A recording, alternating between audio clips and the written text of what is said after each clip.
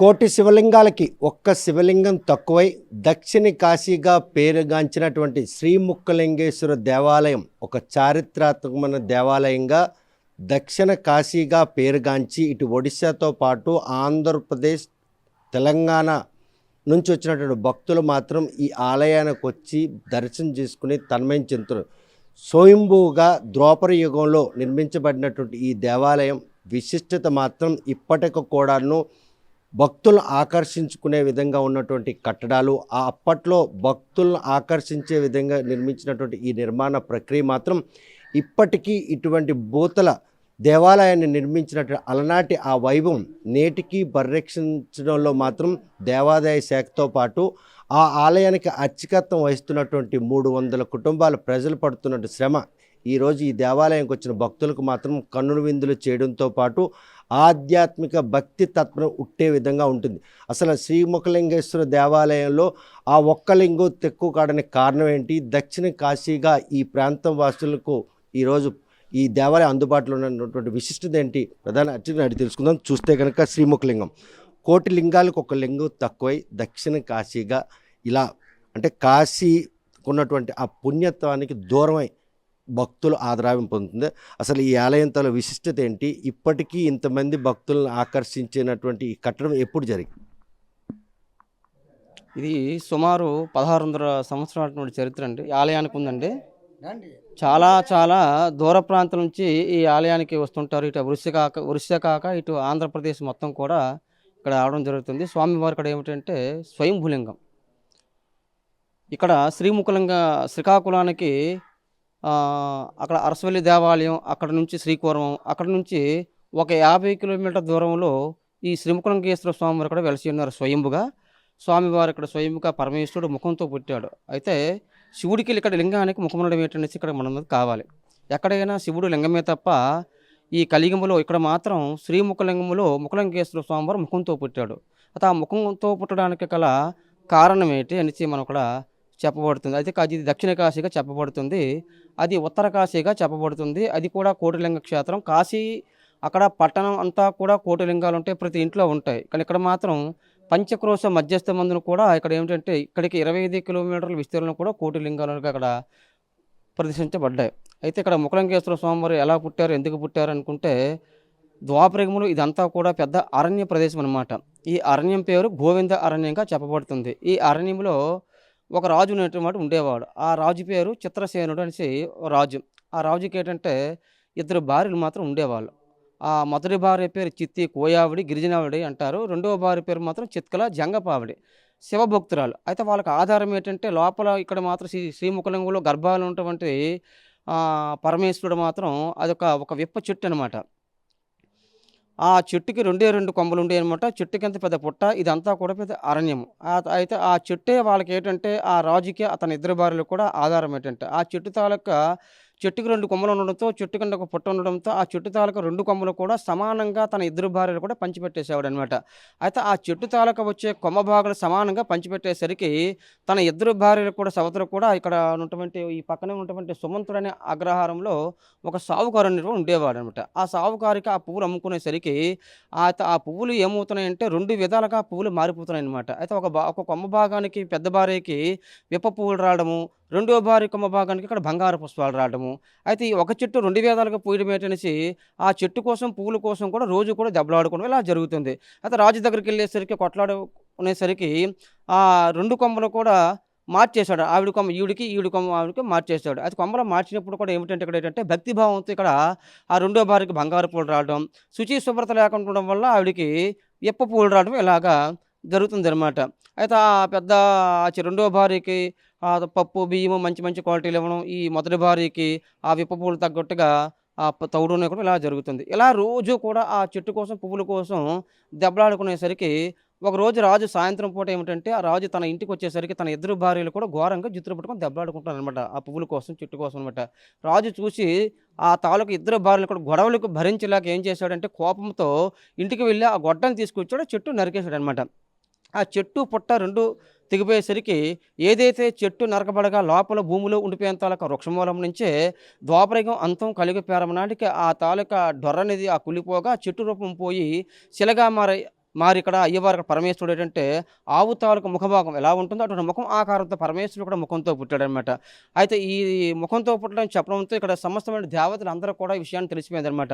పలానా వంశధార ఇక్కడ నది ఉందనమాట. ఆ వంశధార నది ఒడ్డున మధుకం అంటే ఒక విప్ప చెట్టులో పరమేశ్వరుడు ముఖంతో పుట్టాడని చెప్పడంతో వాళ్ళు కూడా ఆశ్చర్యం కలుగుతుంది.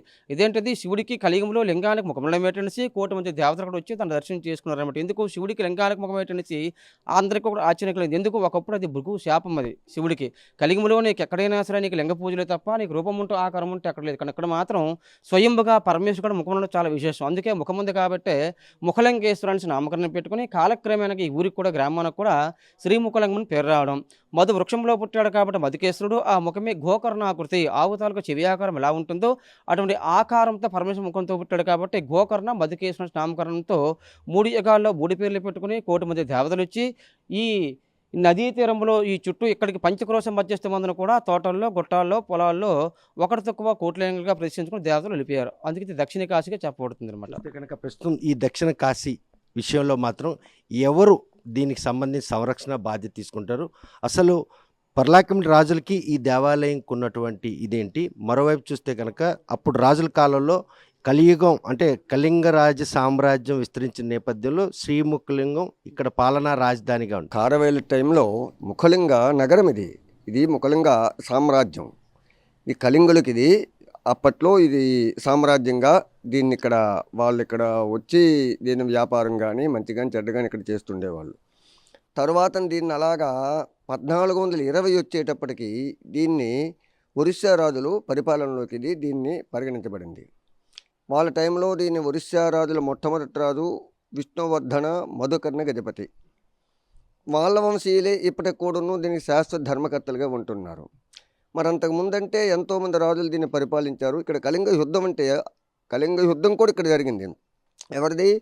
కళింగ యుద్ధం అంటే సాధారణంగా అశోక చక్రవర్తి అనే మనం అనుకుంటాం, కానీ వాళ్ళది కాదు. ఇది ఇక్కడ ఇంద్రభట్టారకుడికి ఇంద్రసేనుడనే 2 రాజులకి ఇక్కడ యుద్ధం జరిగింది. ఇది అప్పుడంతా ఇది అరణ్య ప్రాంతం. దీనికి ఇక్కడ వాస్తవంగా ఇక్కడ ఉన్నటువంటి రాజవంశీయులు అప్పట్లో ఇక్కడ సవర్రాజుల్లో ఒక పులిందసేనుడని ఒక రాజు ఉండేవాడు. ఆయన టైంలో ఇక్కడ రొట్టవలసి అని చెప్పి దంతవరపు కోట అని ఒకటి ఉంది. దాన్ని ఇంద్రభట్టారకుడు అక్కడ రాజధానిగా అక్కడ ఉంటుండేవాడు. ఆయనకును ఇక్కడ ఉండే పులిందసేనుడికి తన సేనలకి ఇక్కడ యుద్ధం జరిగింది. ఆ యుద్ధం ఇక్కడ జరిగినట్టు ఇక్కడ మన ప్రధాన గుళ్ళు ఏవైతే ఉన్నావో దాని మీద ఆ శిల్పం కూడా చెక్కబడి ఉందన్నమాట. అది సో అలా ఆ పరంపర కొనసాగుతున్న నేపథ్యంలో అప్పట్లో ఈ రాజధాని వేదికగా చేసుకుని బాలి యాత్ర నిర్వహణకి బీజం పడింది శ్రీముఖలింగం గ్రామం అనుకుంటే కరెక్ట్. అప్పుడు జరిగిందండి. తర్వాత ఇది కటక్ నుంచి విస్తరణ జరిగింది, కానీ మొట్టమొదటి బాలయాత్రకి పునాది ఇక్కడే. ఇక్కడ ఈ నది మీదుగా వెళ్ళి సముద్ర గర్భంలోకి వెళ్ళి వాళ్ళకి బాలిద్వీపాన్ని చేరుకునేవాళ్ళు.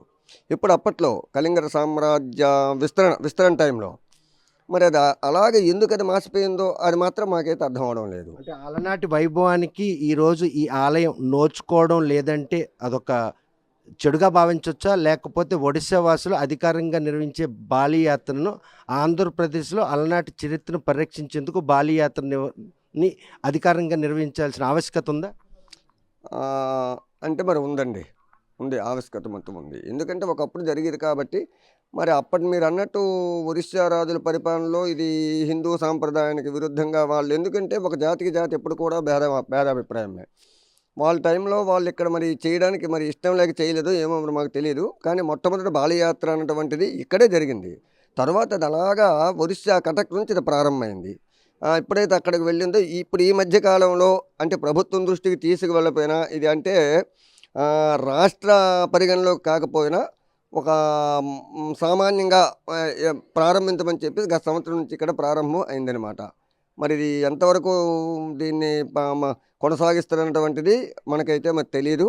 అది జరగాలని మేము అందరం అనుకుంటున్నాం. బాలియాత్ర అసలు విశిష్టత ఏంటి? ఆ బాలియాత్ర నిర్వహించడానికి గల ప్రధాన కారణం ఏంటి? ఆ బాలియాత్రకి నాంది అయినటువంటి ఆలయం ఈరోజు అది పక్క రాష్ట్రానికి వెళ్ళిపోవడం ఏంటి? ఈ పరిణామాలన్నీ కూడా శ్రీముఖలింగం దేవాలయ ప్రతిష్టకి భంగం కలిగే పరిణామాలు ఏమైనా కనిపిస్తున్నాయి? అంటే భంగం కలిగే పరిణామాలంటే అదేం కనిపించడం లేదు. అయితే బాలియాత్ర అనేటువంటిది అనేటువంటి ద్వీపకల్పం ఉంటుంది. మరి అప్పట్లో ఏంటంటే వ్యాపార దీని మీద మాత్రం, ఇప్పుడంటే మనకి సౌకర్యాలు ఉన్నాయి కాబట్టి అప్పుడేం ఉండి పడవల మీదే వెళ్ళేవాళ్ళు. అంటే వాళ్ళు ఏంటంటే బాలేనటువంటి ఒక పెద్ద తెప్ప అది. ఆ తెప్పల్లో ప్రయాణం చేసి వెళ్ళేవాళ్ళు. అంటే దాన్ని ఎందుకు ఇప్పుడు దాని గురించి మన ఇంత విస్తరణకు వచ్చిందంటే, ఆ వెళ్ళేవాళ్ళు కొంతమంది ఏంటంటే ఈ సముద్ర ప్రయాణంలో ఎంతోమంది ప్రాణాలు కోల్పోయేవాళ్ళం. చేరుకునేవాళ్ళు. అక్కడ వ్యాపార కేంద్రంగా నిర్వహించుకొని అక్కడ వీళ్ళు తీసుకెళ్ళినటువంటి సరుకులన్నీ అక్కడ నిల్వ చేస్తూ ఆ చుట్టుపక్కల ఉన్నటువంటి ప్రాంతాలకు తీసుకువెళ్ళి అమ్మడం చేయడం చేస్తుండేవాళ్ళం.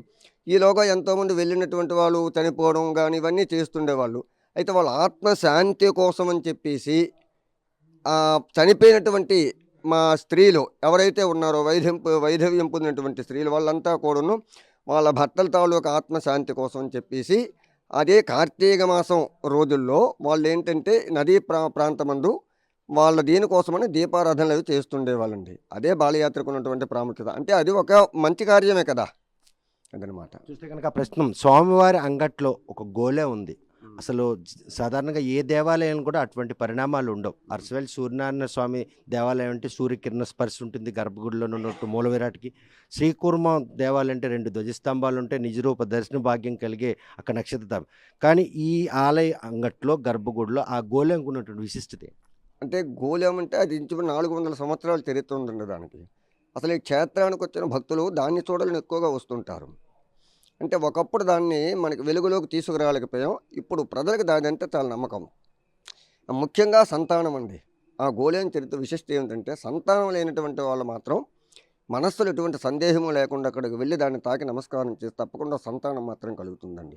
అంటే భక్తులకి చాలా వరకు నమ్మకం కాదు, జరుగుతుంది. ఇప్పుడు ప్రస్తుత కాలంలో జరుగుతుంది. అదే మన దైవత్వం. ఇక్కడ దేవుడు ఉన్నాడని నమ్మకానికి కారణం ఏంటంటే గోళం ఒక్కటే మాత్రం.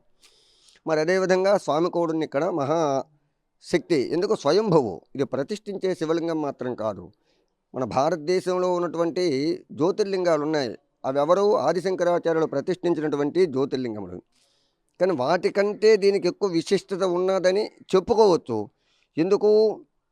వాటి దర్శన భాగ్యం చేతను కాశీ ఉందనుకోండి, కాశ్యాంత మరణాన్ముక్తి. కానీ అందరికి అక్కడ చావు రాదు కదా. అలాగే కొన్ని క్షేత్రాలు ఉన్నాయి. కానీ వీటికి అలా కాదు. ఈ దర్శన భాగ్యం ఉంది. సర్వపాపహరం ముక్తిప్రదం. అంత గొప్ప శివలింగం అది.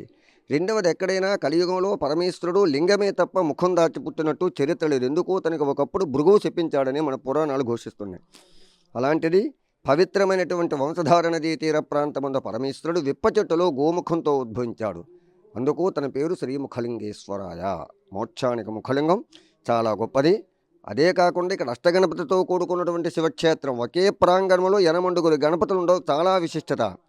రెండవది పంచాయతన క్షేత్రం. ఇది ఆదిత్యం అంబికా విష్ణు గణనాథం మహేశ్వరం. ఒక చోట కూర్చుంటే ఒకే వరుసలో అతి దగ్గరలో ఈ 5 మతాలకు సంబంధించినటువంటి దేవతామూర్తులను కూడా చక్కగా మనం దర్శించుకోవచ్చు. అంత విశిష్టత దీనికి ఉందన్నమాట. అయితే ప్రస్తుత కాలంలో ఇది పెద్దగా అంటే అభివృద్ధికి నోచుకోకపోవడానికి కూడా కారణాలు కూడా ఉన్నాయి. రెండవది, రాజకీయ పరంగా మా ప్రాంతం వాళ్ళు దీనికి పుష్యింగ్ ఒకటి తక్కువ. నాకెందుకులే అన్నటువంటి వాళ్ళే. రెండవది, ఇక్కడ ఉన్నటువంటి 2 గవర్నమెంట్లు ఉన్నాయి. ఒకటి స్టేట్ ఉంది, 2 సెంట్రల్ ఉంది. ఎవరైనా ఇప్పుడు మేము చేస్తామని దీనికి ఏదో అభివృద్ధి చేద్దామని ముందుకు వచ్చినా సెంట్రల్ వారు దీనికి అబ్జెక్షన్. ఏది చేసినా మేమే చేయాలి, రెండో వారు చేయకూడదు ఇక్కడ అన్నటువంటి దీని చేతను ఇది వెనకబడడం కాదు, వెనకబడేటట్టు ఇక్కడ ఉన్నటువంటి ఈ గ్రామం అయితేనే, మీ జిల్లాలో ఉన్నటువంటి రాజకీయ నాయకులు అయితేనేమి దీని మీద ఎవరు పెద్దగా దృష్టి మాత్రం పెట్టడం లేదండి. మాత్రం ఈ ఆలయానికి ఉన్నటువంటి ఈ విశిష్టతలో భాగంగా లక్షలాది మంది పిలవకుండే వచ్చే భక్తులకు వేదికైన చక్రతీర్థ స్నానాలకు ఉన్నటువంటి విశిష్టత ఇది. అంతమంది సుదూర ప్రాంతాల నుండి విచ్చేసి ఆ స్వామివారి స్నానం ఆచరే క్షణం కోసం అంతమంది రావడానికి ఆ చక్రతీర్థ స్నానాలకు ఉన్నట్టు ప్రాశస్త్యం. అంటే ఎక్కడైనా సరే సాధారణంగా శివరాత్రి అనేటువంటిది ఒకే రోజు అండి. అంటే శివరాత్రి అంటే నిషేధ వేళ పరమేశ్వరుడు లింగరూపంగా పుట్టినటువంటి సమయం అని మనం పరిగణిస్తాం. మరి అలాంటిది ఇక్కడ 3 రోజుల యాత్ర అవుతుంది. ఎక్కువగా దీనికి త్రిశూల చక్రతీర్థ స్నానం అని దీనికి పేరు. ఇప్పుడే కాదు, ఇది మన ప్రాచీన సంస్కృతి కదా, సనాతన ధర్మం కూడా ఇక్కడ సనాతనంగా ఇప్పుడంటే అందరికీ తెలిసి వచ్చింది. తెలియనటువంటి రోజుల్లో కూడా ఈ స్నానం గురించే చాలా దూర ప్రాంతాల నుంచి అప్పుడు బండ్ల మీద వస్తుండేవాళ్ళు. వచ్చి ఇక్కడ మకాం వేసి ఇక్కడ ఉండి ఆ స్నానం చేసి వెళ్ళేవాళ్ళు. అంటే సరిగ్గా అదే టైంకి ఎవరైనా సరే భక్తులు బాగా గమనించవచ్చు, ఆ స్వామి స్నానం చేసే వేళకి పైన 2 చక్రవాక పక్షులు మాత్రం తిరుగుతామండి. అది కంపల్సరీ వాస్తవం అండి అది. అంటే ఇది అక్కడ చక్రవాక పక్షులు అంటే అక్కడ మనం పక్షులుగా పరిగణించకూడదు. అక్కడ పార్వతీ పరమేశ్వరులే భక్తులకి వాళ్ళ యొక్క దర్శనాన్ని ఇస్తున్నారన్నటువంటి భావన మనకి కలగాలన్నమాట.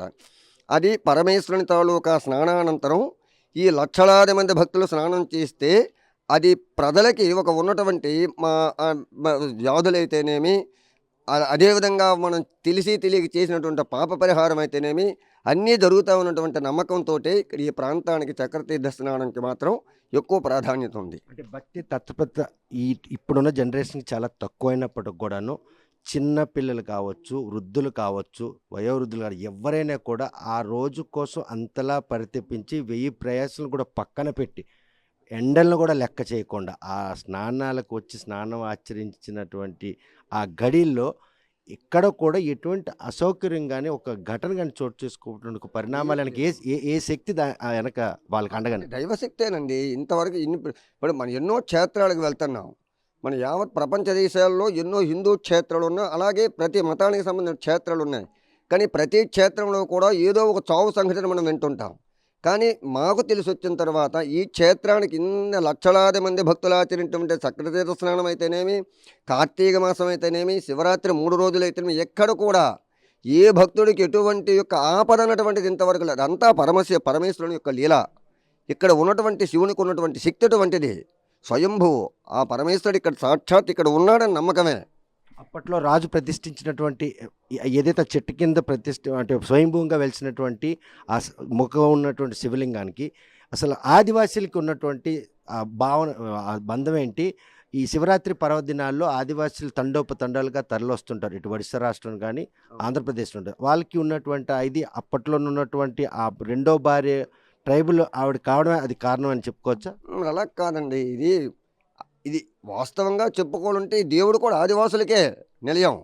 ఇక్కడ మీరు శివరాత్రి జాగరణ మరుసటి రోజు ప్రతిరోజుకు ప్రతి ఏటా కూడాను ఆ రోజు వచ్చినటువంటి ఇక్కడ దర్శనానికి వచ్చినటువంటి వాళ్ళు ఆదివాసులే ఎక్కువ వస్తారు.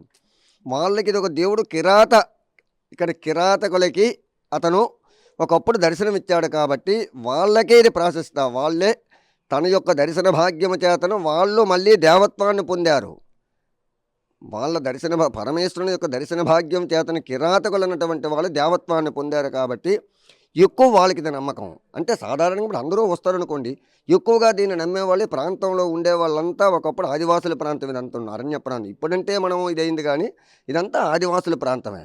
ఒక కేకారణ్యంలో ఉండే శ్రీముఖలింగం పరిసర ప్రాంతాలన్నీ కూడాను అలనాటి ఓ రాజు తన 2 భార్యలతో ఇక్కడ విప్ప చెట్టు కింద ఆవాసం ఉంటూ ఆ విప్ప చెట్టు కోసం భార్యాభర్త 2 భార్యలు గొడవ పడ్డాన్ని చూసినటువంటి రాజు మాత్రం ఈ హింసను భరించలేక ఆ చెట్టును నరికితే ఆ చెట్టు మొదల నుంచి ఈరోజు ముఖం అంటే గోముఖంతో ఉన్నటువంటి స్వయంభూగా ఒక శివలింగం వెలిచింది. ఆ వెలిచినటువంటి శివలింగం తాలూకు ప్రతిష్టను మాత్రం ఇప్పటికి కూడా పరిరక్షించేందుకు ఇక్కడ అనువంశికులుగా వ్యవహరిస్తున్న వారు చేసినటువంటి ఆ ప్రయత్నాల్లో కేంద్ర రాష్ట్ర ప్రభుత్వాల సౌజన్యంతో ఈ ఆలయ ప్రతిష్టను మరింత ఇనుమడింప చేసే విధంగా ఆలయాన్ని గనక అభివృద్ధి చేస్తే బాగుంటుందని వారు అభ్యర్థిస్తున్నారు. శ్రీముఖలింగం దేవాలయం నుండి వీడియో జర్నలిస్ట్ రామకృష్ణతో సత్యం, RTV శ్రీకాకుళం. తెలుగులో న్యూస్ కి ఫాస్టెస్ట్ యాప్ ఇప్పుడు టోటల్లీ న్యూ అవతార్లో జస్ట్ 5 seconds లో కంప్లీట్ న్యూస్.